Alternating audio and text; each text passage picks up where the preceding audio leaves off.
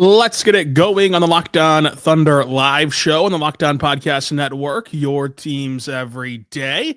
This is our bonus lives, Monday and Thursday, 2 p.m. Central Time with Derek Parker, OKC Dream Team, ThunderOnSI.com. Derek, how you doing today? You are muted still. Doing good. A lot of hoops lately. NBA, college, a lot of basketball to watch, so feeling phenomenal. Yeah, I mean, it's been awesome to really get into the swing of things in both the collegiate level and the NBA level, obviously. A quarter of the way through the season, Derek. It felt like just yesterday we were antsy for the season to just begin, and now we're already a quarter of the way through it. It goes by fast, but the Thunder are 21-1. And let's just sit with this for a second at 21-1. You know, if they pull off the next 3 games, if they beat Dallas tomorrow, and if they beat Utah on Sunday, and then if they beat the Suns in the NBA Cup semifinal or quarterfinal, I guess, whatever it is, knockout round, they would match the Warriors 24-1 start. Like, that's pretty crazy. Have you let yourself think of this storyline as more of a real thing now that they're 21-1?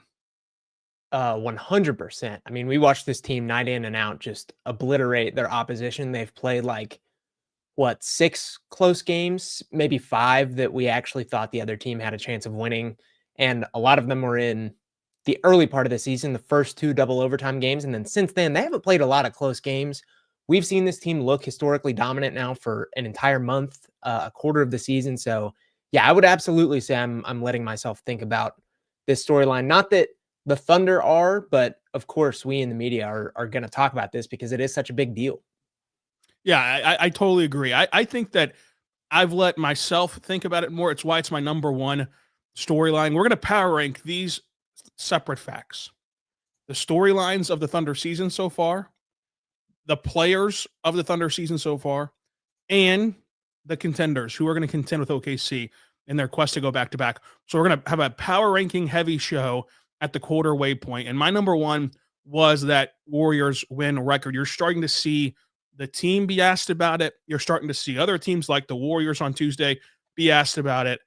And it's just become a more real topic. It was a cute topic before, Derek. It's like, oh, could they do it? Could they do it? But now at 21-1, and you're 3 games away and 3 very manageable games away from matching the Warriors start, even despite having all these injury situations that the Thunder have had to deal with to start this season.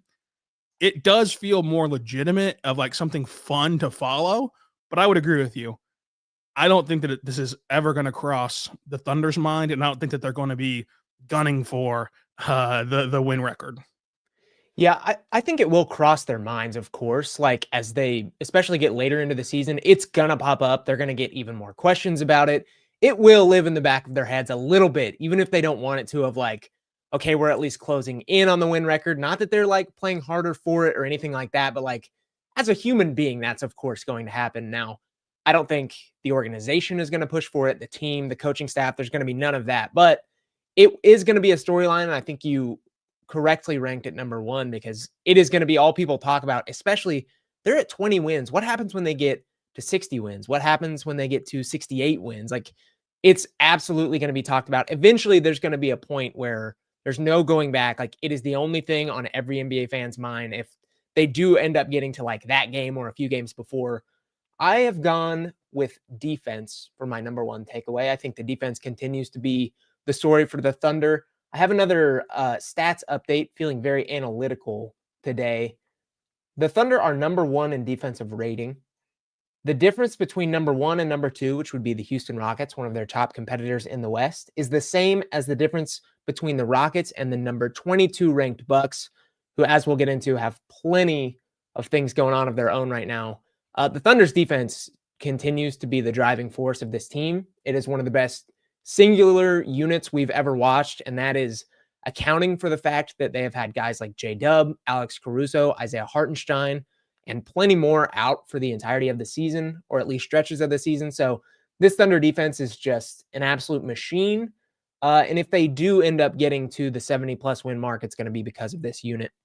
Yeah, I would agree that it is all a defensive focus for how they're going to be able to continue this pace. And if they're going to be able to continue this pace, it'll be about their defense. And that's been what's so impressive to me, Derek, is the stats that you laid out and what you said at the end, where it's just like, if you look at this season through the first 22 games, they've missed multiple games from 4 of their 5 best defenders, and they've still been able to lap the NBA in terms of like how great they are defensively.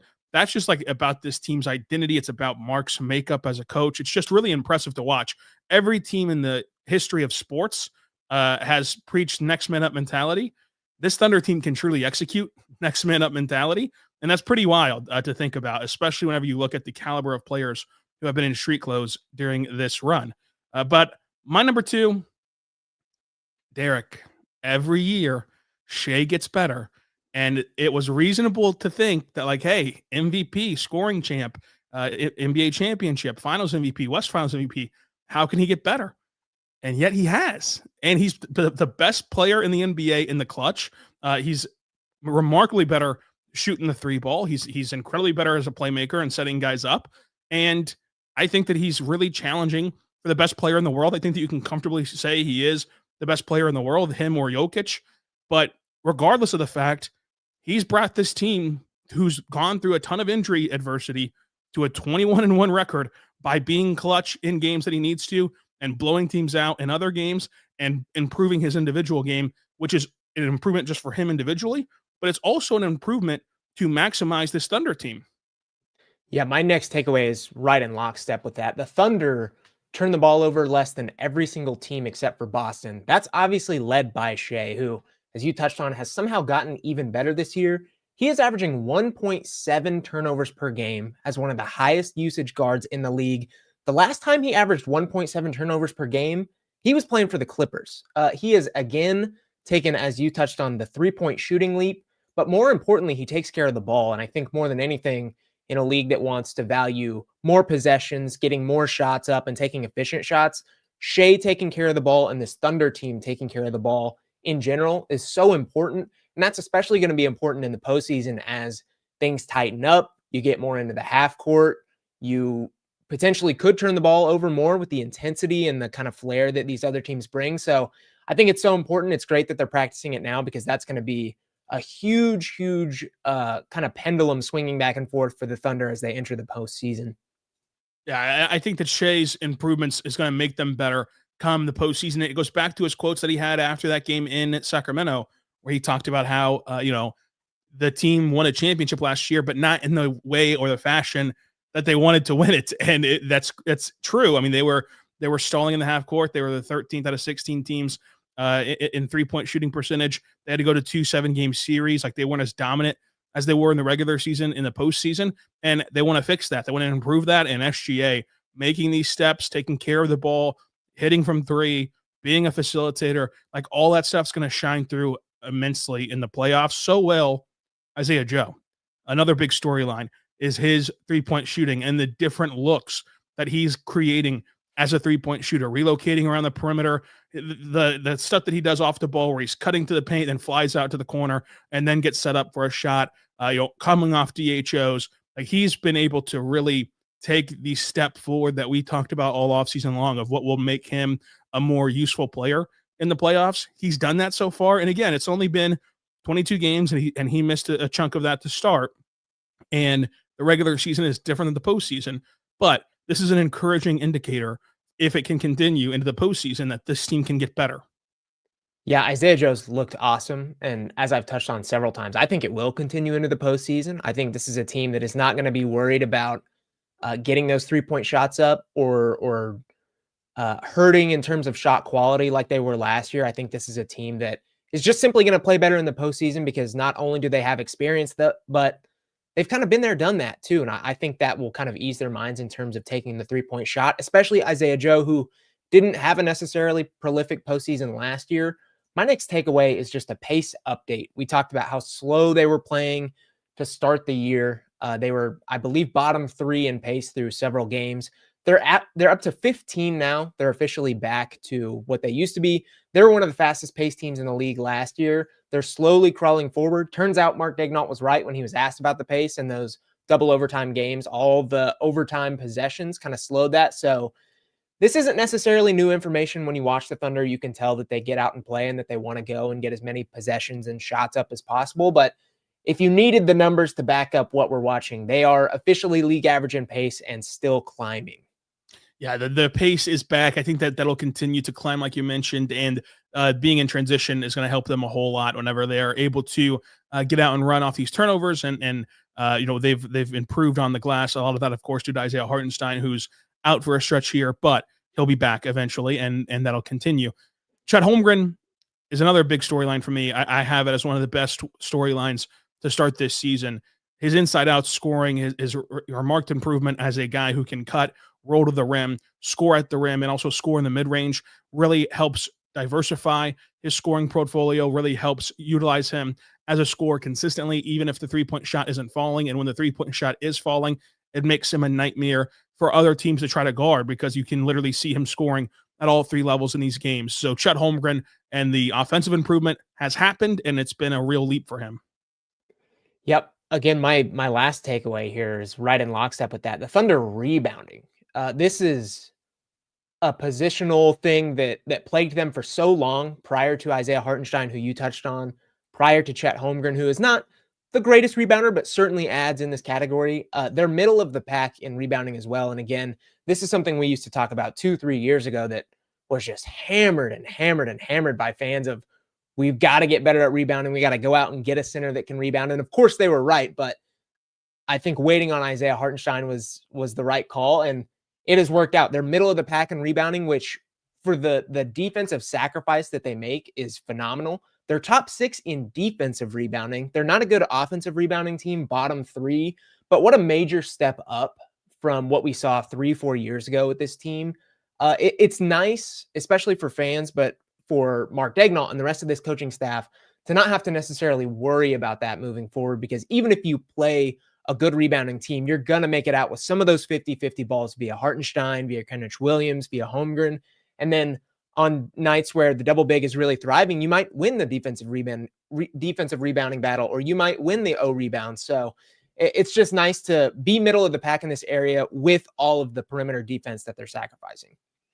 Yeah, that's been a really good thing for this Thunder team. So has Aaron Wiggins improving defensively. And I know that he is obviously like the key for him is his 3-level scoring offensively and what he can do off the bench as a scorer.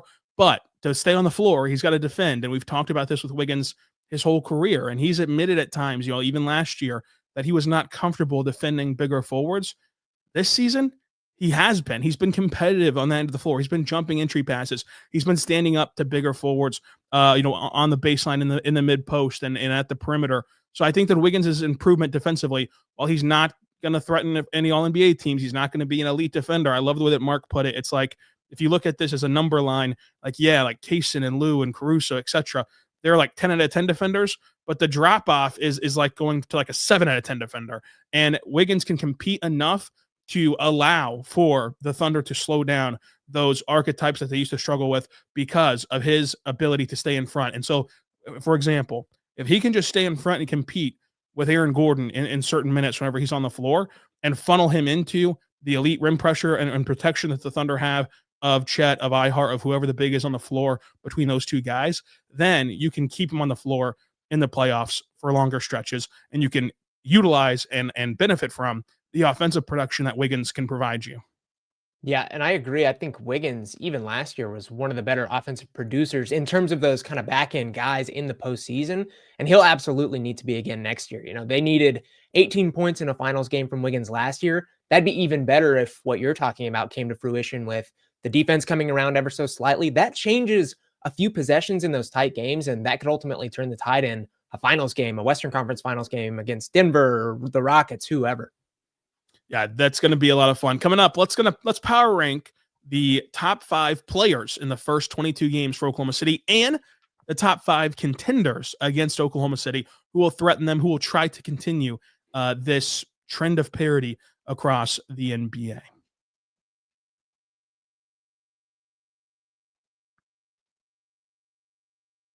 We're back on the Locked On Thunder podcast on the Locked On Podcast Network, your teams every day. The #1 sports podcast network in the world, joined today by Derek Parker at DParkOK on social media, Derek-Parker on YouTube, where you can find his NBA draft work. You can also find him at Draft Digest, NBA Draft on SI.com, Thunder on SI, where we're both over there, and we're both at the OKC Dream Team podcast on Patreon. We also do this Locked On Thunder live show. It's a bonus show Monday and Thursday, 2 p.m. Central Standard Time, in addition to the 5 days a week, Monday through Friday, in addition to every single post game, including on Fridays and Saturday weekend shows, and our squad show with Jeremy Lamb and Tyler Jones, which happens on Tuesdays and Thursdays at 3 p.m. Central Time live here on YouTube. So a lot of content for you. Derek, I wanted to get our power rankings of the Thunder players in a different way. We are at the quarter point of the season. And so throwing out the reputations, throwing out the expectations, throwing out the projections, just based upon the first 22 games of the year, let's power rank our Thunder players. Number one, very easy, Derek. It's Shea. I mean, you already touched on it. He's the best player in the world right now, for all intents and purposes. I think that's going to make him the best player on the Thunder. This team is built around him. Not that they couldn't have success in areas without him and without him on the floor, but he is the lifeblood of this Thunder team. Again, best player in the world. He is playing at just historic rates of efficiency and assist to turnover ratio and shooting the ball. The versatility with which he's shooting the ball right now is pretty incredible. You can see the confidence. The step back looks better, more succinct. So yeah, I mean, best player in the world, best player on the Thunder. Yeah, he's my number one as well, for all the reasons that you mentioned, for the reasons we talked about on the last segment. Number two, we're still in lockstep here at number two. We both have Chet Holmgren. I just think that Chet, like, the block numbers, the blocks per game are down, but if you really watch, it's because they're not even attempting shots in the paint when he's on the floor. They're not even contesting him at the rim whenever he's on the floor. He's deterring drivers at a very high level, and if they were to go up on him, his block numbers would be remarkably improved. And with him defensively, he can just shut down so many possessions, and we saw him even in the finals be able to defend on the perimeter in isolation on an island because of his footwork, because of his length to recover if he does get beat by a step.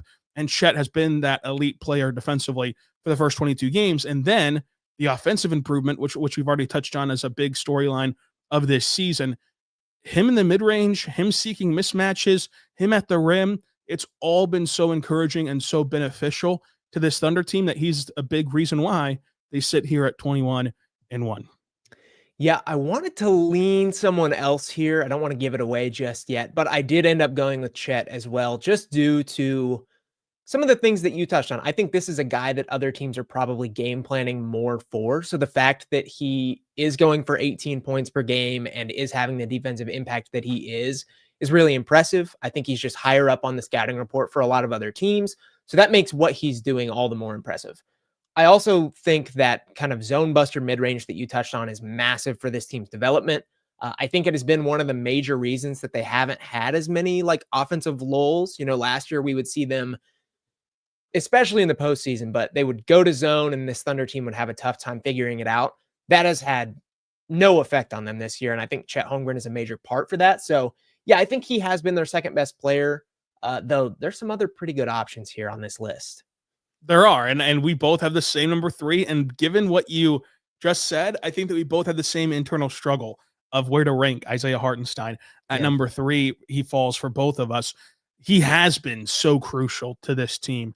And I think that he especially was big when J-Dub was out. And we typically attribute like the production from J-Dub being out to a guy like AJ Mitchell, who's still on our list, spoiler alert, moving forward in the top five. But his ability to gobble up rebounds has been massive. The defense has been really good. I mean, he's got all these advanced metrics that have him in the advanced metric, like top five of the MVP voting. But still, offensively though, he's more aggressive as a downhill scorer, as a guy who is able to, if you try to deny the DHO handoff, he'll just take a dribble, go to the rack and slam it home. He's more available in the dunker spot and in the mid paint for dump offs for that floater, which has been really working for him. But the reason why I give him a lot of credit for helping the Thunder get by without their number two scorer is the separation that he creates with his screen setting ability and the easy shots that he generates as a high post playmaker. That really helped them replicate some of that scoring that you missed from J-Dub during that stretch. And it really helped make life easier on AJ and make life easier on the rest of this roster, including Shea, whenever he played. So I think that iHeart has been massive for this team's success. Yeah, you hit the nail on the head. He's a hard player to quantify because a lot of the stuff that he does just doesn't show up on the box score, and that's why the advanced metrics like him so much. Double-digit scoring, not as talented an individual scorer as Chet Holmgren, but still, you take 12 points per game if you're the Thunder. 10.7 rebounds. This team is not 21-1 without his double-digit boards per game. 3.4 assists, you touched on it. His playmaking with the DHOs and even in the open floor and slashing to the middle of the court, he's just phenomenal. It's one of the harder things to quantify, all the space that he creates for others. Just a really, really talented player. And outside of Shea, I think prior to injury, he was probably the most consistent player for the Thunder. You would see some real high highs from Chet, some lows there as well. Same with AJ. He would have nights of 25 points per game. He would also have some off shooting nights.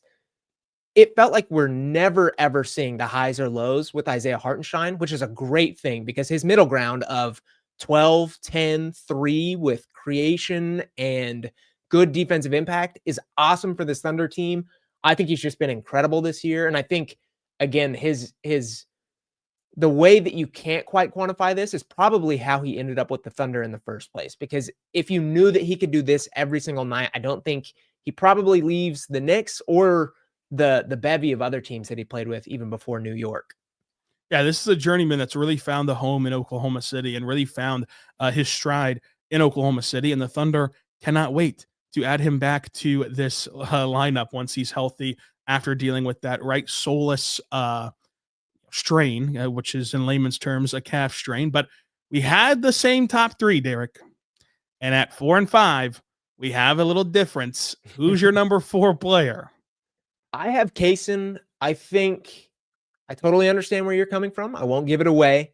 I do think defense, again, is the lifeblood of this Thunder team. And not that your number 4 player is not good at defense, but I think Kaysen Wallace has probably been the best defender on this team. You talked about Chet. I think he's been good. I don't even think he's played up to the standard that he quite could, which is a great thing because if he does, I think he's probably a lock for Defensive Player of the Year. But I think Kaysen Wallace has just taken an unbelievable leap on the defensive end of the court. And I don't think the Thunder are in the position they are without his pressure, the way that he has gotten even better at kind of the matchup nuance, things like that, the steals he's generating. And then to top it all off, he's a fine offensive player. Maybe he hasn't played quite as well as he has in the past, but I just think Kaysen is awesome. And I think he's been a real driving force for this Thunder team this year.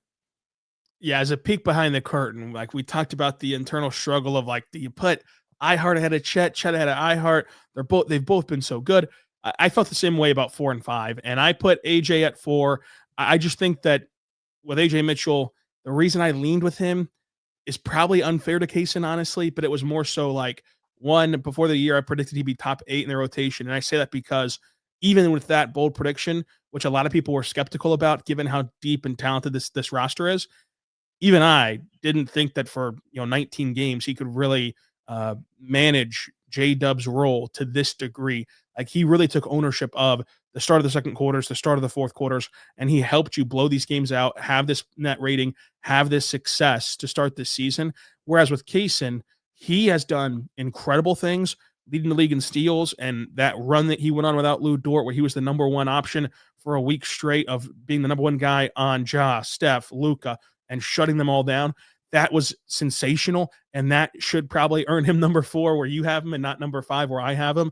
But it was also, again, I'll admit, it's probably unfair, but I was like, you know what? I kind of expected that from Kaysen. I knew that he could do that with AJ, the scoring, the free throw rate, the efficiency, the table setting, the differences of like having another guy who can handle the ball, even whenever he shared the floor with Shea deferring to him, letting him bring the ball up and start the action to get Shea in a better spot as a scorer. All that stuff just popped so loud that I put AJ at 4 and Kaysen at 5. But I do not begrudge you for putting Kaysen at 4 and AJ at 5. Yeah, I felt the same way. Had AJ at 5, could have easily put him at 4. Even looking back at the last game they played against the Warriors, they probably don't win it without AJ. He had a quiet first 3 quarters, comes alive in the fourth with that primary unit. He started the game. He's been awesome this year. Obviously, 15 points, 3.7 assists. He's playmaking. He's playing off the stars. He's playing in reserve of the stars. He's just had a phenomenal season. And I don't know that quite anybody saw this coming, but yeah, you did. You certainly expected him to be top 8 in the rotation. I would say you're correct on that front. Yeah, I think that he is comfortably putting himself in that top 8. But Derek, we've played a quarter of the NBA season. We can start to kind of formulate opinions about teams based upon this year and not based upon reputation. And I think that just to clear the air, if we were power ranking the NBA, we both have the Thunder at deadlocked number 1 far and away, correct? That is correct. Okay, just wanted to make sure I didn't want to speak for you. So with that in mind, we've ranked the Thunder number 1. But now let's give a top 5 of teams who can compete with the Thunder, try to dethrone the Thunder, and try to extend this window here that we've seen of the NBA, where it's the first time in league history we've seen this much parity, where the last 6 champions have failed to make it out of the second round. No one's repeated since those Warriors back in the day. Who's your number 1 team that threatens Oklahoma City? Yeah, it's not a surprise. I do want to preface this segment with I think less of every single Thunder contender thus far. Like I would have thought they were all better teams 20 games ago, at least comparatively to the Thunder. But I do have the Nuggets. I wanted to put a few other teams here just because I have not been massively impressed with the Nuggets. I think they suffered like 4 straight home losses. There's been some super cuts of some Nikola Jokic defense that hasn't been great. And then the Cam Johnson experiment hasn't worked out flawlessly yet. I think that's fully chemistry and continuity issues that I was expecting. I expect him to be a better player down the line and eventually mesh really, really well with this Denver team. But in relation to the Thunder, I just don't know that I see them having enough in the gas tank necessarily to like really, really contend, as people in the comments are touching on. They've got injuries as well, and I think those are hurting them a little more than it's hurting this really, really deep Thunder team, who I simply think could exploit every team, but especially Denver too, with the fact that they don't have great rim protection, the fact that the Thunder are a really downhill team. So it is Denver, but I don't know. It's kind of I'm not feeling great about it. Yeah, and before the year, we talked about Denver as like the only team who could really beat the Thunder in a 7-game series, while admitting we would still pick the Thunder and still favor the Thunder. They were the team who we realistically could see beating OKC. I also have Denver number 1. I think that Jokic is just such a matchup nightmare that he's got to be number 1. But then you look at the rest of this roster, and when they're healthy, and health's going to be a big deal. Like whoever is healthy in the playoffs, spoiler alert, is going to have a better shot to win in the postseason. But when they're healthy, you've seen Cam Johnson really start to find his stride slowly but surely with Denver. I think that it's only going to get better with Cam and Jokic and their pairing together. You know that Christian's going to be a great player. You know that Aaron Gordon's a great player. Jamal Murray has been heating up and hot for this week and for this season. He's been really good, but you know that Jamal Murray can be a playoff riser. I think that when you look at this Nuggets team, they just have the right combination of star power and trusted role players compared to the rest of this list. And that's like you touched on, after seeing these teams play 20 games, that might not be saying as much as it is on paper, but still they have the best star power and they have the best role players. They're my number 1 team as well. And at number 2, I have the LA Lakers, but I love your number 2 more because I could barely split the hairs between the Lakers and the Rockets, and you have number 2 Rockets/Lakers. It's like a 2A, 2B thing for me. I love that Rockets defense. I think that Rockets defense is the biggest challenger to busting up this Thunder offense. I don't trust that Thunder offense for a 7-game series without a point guard against this Thunder defense. I think that they'd be super fun games to watch. I think that most every game would go down to the wire and be ultra competitive, but the Thunder would eventually outlast the Rockets by having more trusted offense and having a couple more guys who you feel good about taking shots in the big moments, compared to Houston, who has KD and Alpi that you feel good about. With the Lakers, this one is rooted completely in shot variance. Like Luka, I really feel good about how they can defend him as a scorer and kind of limit him as a scorer compared to Luka's standards, limit him as a scorer. But I also feel really good about how Luka can dissect this team as a passer.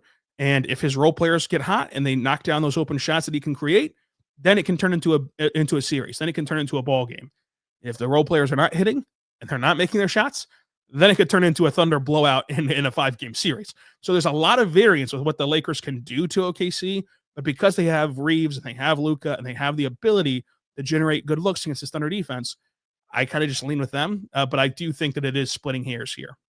Yeah, I agree with all the Lakers sentiments for sure. I think shot variance would be the number one reason that the Lakers could even go win games on this Thunder team. Luka obviously being kind of in that tier with Jokic in terms of you might be able to limit him slightly, but you are not going to stop him. It's just not going to happen. He's that good of a passer, playmaker, and a scorer. The Rockets are interesting to me because while they're maybe not holistically as good at offense, they do have one of the more unique and what I would consider unguardable two-man games in the league in Alperen Şengün and Kevin Durant. While the offense as a whole might not go get you 130 points, when it's crunch time, if the game is close, I don't know that it's a necessarily guardable two-man game, even for this Thunder team. Like, sure, they could maybe stop them on a few possessions, but Alpe's post-game mixed with the fact that you've got Kevin Durant cutting and slashing and relocating on the perimeter, who can rise up over any size of defender, save for maybe Chet Holmgren, who he could probably just drive around.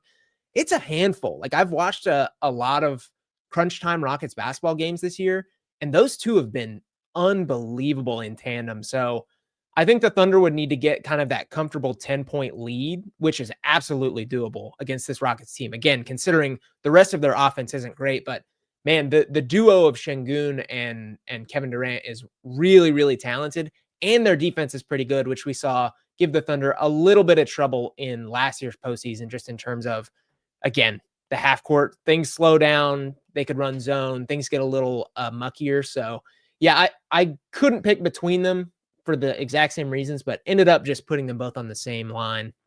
And because of that, I've already ranked my top 3: Denver, Lakers, Rockets. What's your number 3 so we get back on track? Yeah, I have the Spurs. I don't know that I necessarily see them like winning any sort of playoff series against the Thunder, but I mean, we already touched on it. I prefaced it. I don't know that I see anybody winning a series with the Thunder. The Spurs are interesting because they're scrappy. They play decent defense. They're winning some games here and there without Victor Wembanyama, and then the prospect of Victor Wembanyama, as I always touch on, is just so scary. Like, when he has it going, he is unguardable. I could see scenarios where he plays really, really well for 3 out of however many games, and the Thunder split these and the Spurs go and win 2 of them. Like, he's just an unbelievable basketball player. And the fact that the Spurs are having some success without him, I believe number 4 in the West right now, despite him missing time, 15-6, that's a good sign for San Antonio. And again, I'm not sure they could go beat the Thunder in a series, but to me, that spells that they're a good basketball team and that they could contend with just about anybody in the West. Yeah, so I took a same kind of approach to my number 4 team of like, yeah, I don't think that they can contend with the Thunder. I don't think that many teams can contend with the Thunder. But if I'm just trying to live in this fairy tale land of like everything works out from this point forward, everything works out for these teams, I still put the Cavs at 4 because hypothetically, if they got to the finals, well, this has been a messy start to the year. And you can go listen to Locked On Cavs with Danny Cunningham, who will tell you how messy it's been. But hypothetically, if they got to the finals, they would have figured a lot of stuff out. And they have a unit here that could match up with OKC's double bigs. They have Garland, they have Donovan Mitchell, and I think that they could be a feisty little team to take on this Thunder roster. So I have them at 4. But again, at 4, we're really stretching it. We're stretching it, honestly, with a top 3. Trying to do a top 5 is really stretching it with who can compete with OKC. So I've got the Cavs at 4. Yeah, in the same breath, this is a matchup that you absolutely hate in relation to the Thunder, but I have the Knicks. I do think they just have talent all over the floor. They, too, have not had the season that they thought they would thus far. They've been a little worse. I picked them to be the number 1 team in the East. I picked them to make the finals. I still think that's possible, but I can also concede that they haven't been great or perfect this year. Even still, I think Jalen Brunson is a tough cover. I think Karl Anthony Towns is a tough cover. Despite the fact that they don't play defense, I think that in the same shot variance way, if this Knicks team is making buckets, like, they're going to be a hard team to beat regardless. So I do have the New York Knicks. I do still expect them to make the finals, but I'm feeling shakier about that every single day. Yeah, you hit it. I don't like the Knicks, and I don't like them as a threat to OKC because I think that the Knicks can get to the finals. I really do. I like them all the way up until they play the Thunder. And if they didn't play the Thunder out of the West, I'd like them even more. But because I think that the Thunder are coming out of the West with the Knicks, they have the star power. Their offense is really fun. I like the coaching change. But man, you get to a 7-game series where it's structured to not have upsets happen, and you got to play Brunson and Cat on the floor together against this Thunder offense for 45 minutes a night. I mean, it might be a shootout. The Knicks might be good enough to force it to be a shootout, but at the end of the day, that's just too many disasters on defense to keep pace with OKC. And I think that more often than not, these games in the finals, hypothetically, would look a lot like they did last regular season, where, yeah, the Knicks were able to compete and to lead for 3 quarters. And in the fourth quarter, that avalanche happens because you just hit your wits end with trying to defend this Thunder team while managing these kind of cones out there defensively. Yep. I get it. I get the concerns. My last team, and it's one of your 2 teams, is the Pistons. They're scrappy. They're fun. You touched on it. Like, we talk about the Thunder as the best team. If we're ranking their 5th best contender, obviously we think the gap here is like somewhat wide. So I'm not going to go say that the Pistons could go beat the Thunder right now. And even in that same breath, as I'm looking at it, the Pistons have the same point differential on the season as the Minnesota Timberwolves, who are in 6th in the West. So I think the West is just so much better than the East. But all that to say, Pistons are scrappy. They've got one of the best players in the world in Cade Cunningham. I truly believe that. And they could go win some ball games. I just think they're a fun team. They're a fun story this year. They've got some juice, some energy behind them. So go Detroit. Yeah, so I repaid you for doing the slashes at 2, and I did the slashes at 5. I have the Pistons / Spurs. You've already hit on both of these teams. With the Spurs, it's like, man, I really like this roster fully healthy, and Wemby is going to be someone who, once you see him in the playoffs and you have to battle him for multiple games in a row, you see even more clearly than you already do of how much of a matchup nightmare he is to try to game plan for and to try to bend your systems around. And that's a leg up whenever we're trying to figure out. At this point, we're getting to like 6, 7 best teams in the NBA because we've already had the Thunder at number 1 and it knocks everybody down a peg. If you look around that range of teams, how many of them have a guy who's that hard to game plan for? It's just the Spurs. So for that reason, the Spurs have to be on this list somewhere. And then with the Pistons, I just wanted to give them a hat tip and honor them because Cade Cunningham is a mega star in the making. Their defense is legit. They have a lot of chutzpah. They have a lot of competitive juices and intensity and physicality, and that's what you need against this Thunder team. And I think that they're going to really make a run here in the East. Not sure if it's going to go to the finals or not, but I really trust them and their hot start and their defense. And I think that Cade can get you just enough offense for the kind of pendulum to swing in their favor in a lot of these series. But again, we had a hard time conjuring up 3. So, and once you get to 5, 6 guys on this list and teams on this list, they clearly can't beat the Thunder in a series in a 7-game format. But I do think that of teams in these ranges, we had the right ones on the list. Yeah, 100%. I mean, I think right now you'd be hard pressed to find people across the league that wouldn't pick the Thunder to beat everybody by a lot of points. So it's a hard task. It is a very, very hard task. What's not a hard task, though, is talking about our NBA news of the week. First one up, Chris Paul got cut by the Clippers. And Derek, let's just put this to bed. You know where I think that Chris Paul will be signed by the Oklahoma City Thunder, correct? That is correct, yes. I know that people have visions of sugar plums dancing in their head. It is the season for it. But guys, just relax. They're not going to cut Oos and sign Chris Paul. But, this is just a shame. It really is. It was supposed to be his farewell tour. You signed him knowing it would be his farewell tour. You let him announce a farewell tour in his home of Charlotte and, his home state. And when you look at this fallout, it's all that's came out has made the Clippers look even worse. It's just about Chris Paul being Chris Paul and being a leader and trying to have accountability for like why the team is struggling so much and trying to hold guys accountable. And the Clippers do not like accountability. Ask Pablo Torre, and they will they sent him home and they're going to waive him and he's going to either have this be the end of his career or try to hook on with another team, which I don't think that anyone is going to sign him. So this is probably the end of his career, and that just sucks. And this is yet again another reason why the Clippers are such a loser organization. What they did to Blake Griffin whenever they had the mock jersey retirement and the pomp and circumstance of trying to get him to sign back in LA. He does extend with LA, and then they trade him out of the blue without any warning to Detroit. Like, the Clippers do not know how to handle their franchise icons, and this was another sign of that. Yeah, I don't have a lot more to add. I think you nailed it. I think it's Bush League. I don't know that we'll ever see a move like this ever again. Can you ever, if you would have told me that any NBA organization cut one of the best players in their franchise history amid his farewell tour, I would have said you're crazy. No one would ever do that. And we just witnessed it. And it's hard to envision any team ever doing this again. So congrats, folks. You're living amid history. We have seen one of the dumbest moves a franchise could even make.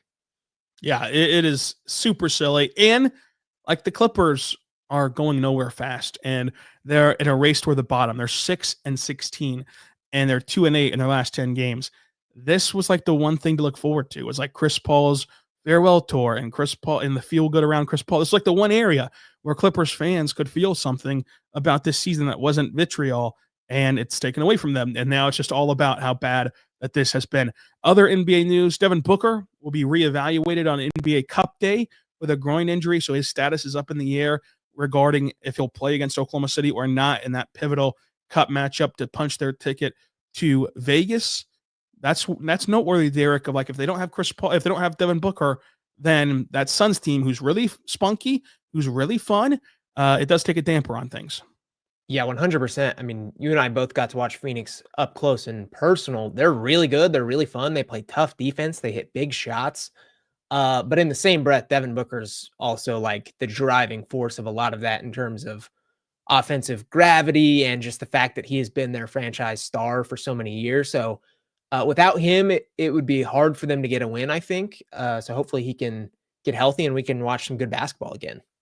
Yeah, I hope so too. And speaking of the injury carousel, Giannis is out for 2 to 4 weeks with a calf strain. He'll be reevaluated at that time. But the bigger Giannis news is that there are growing whispers that he's going to possibly request a trade, meet with the Bucks about his future. Do you think Giannis is going to get traded this year? I predicted it. If you remember my bold prediction, I said it would happen. So I think he does.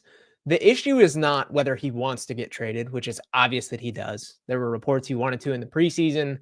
Then they lost 8 games in a row. Of course he wants to get traded. He is one of the best players in the world who is, I mean, going to be entering the twilight of his career in the next few seasons. Of course he wants to be somewhere where they're winning and not in Milwaukee where they're just devoid of talent right now due to the fact that they got it. But as Karam is saying, that's the tough part, because it is a logistical nightmare trying to trade Giannis Antetokounmpo right now, given how much money he makes, just the percentage of the salary that he is going to be eating from whatever team he goes to, the fact that whatever team he gets traded to is going to potentially be devoid of assets as well, getting Giannis. Like, it's logistically so hard to do. And then when you put in the fact that the Bucks need to get better too, and for some reason they don't seem intent on doing that, because they're like, oh, he gets to pick where he goes and we'll just try to get the bet. What are you doing? Open it up to the rest of the league. Are you going to pull another Luka where you only deal with one team?